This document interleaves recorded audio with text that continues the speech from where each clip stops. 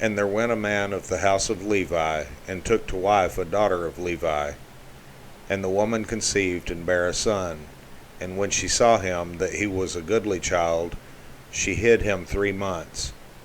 And when she could no longer hide him, she took for him an ark of bulrushes, and daubed it with slime and with pitch, and put the child therein. And she laid it in the flags by the river's brink. And his sister stood afar off, to wit what would be done to him. And the daughter of Pharaoh came down to wash herself at the river, and her maidens walked along by the river's side. And when she saw the ark among the flags, she sent her maid to fetch it. And when she had opened it, she saw the child, and behold, the babe wept. And she had compassion on him, and said, This is one of the Hebrews' children. Then said his sister to Pharaoh's daughter, Shall I go and call to thee a nurse of the Hebrew women, that she may nurse the child for thee? And Pharaoh's daughter said to her, Go. And the maid went and called the child's mother. And Pharaoh's daughter said unto her, Take this child away, and nurse it for me, and I will give thee thy wages. And the woman took the child, and nursed it. And the child grew, and she brought him unto Pharaoh's daughter, and he became her son. And she called his name Moses.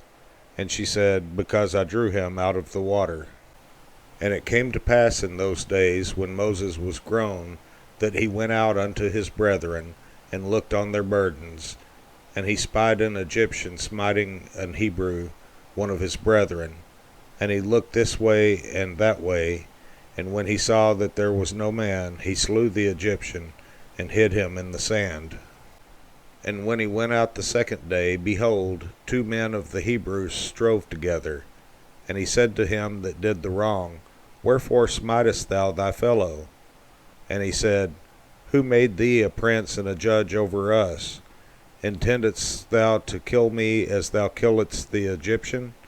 And Moses feared, and said, Surely this thing is known. Now when Pharaoh heard this thing, he sought to slay Moses. But Moses fled from the face of Pharaoh, and dwelt in the land of Midian, and he sat down by a well. Now the priest of Midian had 7 daughters, and they came and drew water, and filled the troughs to water their father's flock. And the shepherds came and drove them away. But Moses stood up and helped them, and watered their flock. And when they came to Reuel their father, he said, How is it that ye are come so soon today? And they said, An Egyptian delivered us out of the hand of the shepherds, and also drew water enough for us, and watered the flock. And he said unto his daughters, And where is he?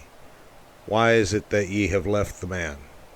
Call him, that he may eat bread.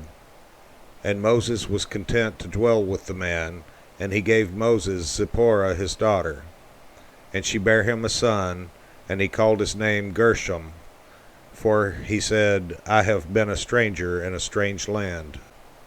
And it came to pass in process of time that the king of Egypt died, and the children of Israel sighed by reason of the bondage, and they cried, and their cry came up unto God by reason of the bondage.